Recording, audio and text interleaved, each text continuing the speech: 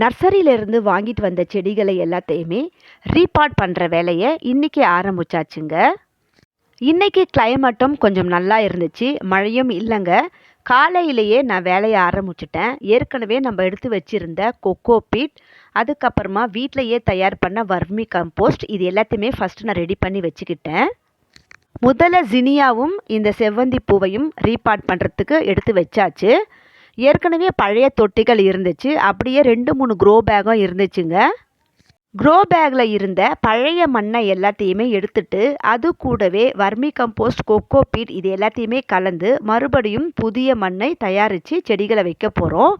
மண் கலவையை நான் உதிர்த்து எடுக்கும்போது மறுபடியும் அதுக்குள்ளே சர்க்கரை வள்ளி கிழங்குகள், சின்ன சின்ன கிழங்குகள் எல்லாம் நிறைய கிடச்சிதுங்க.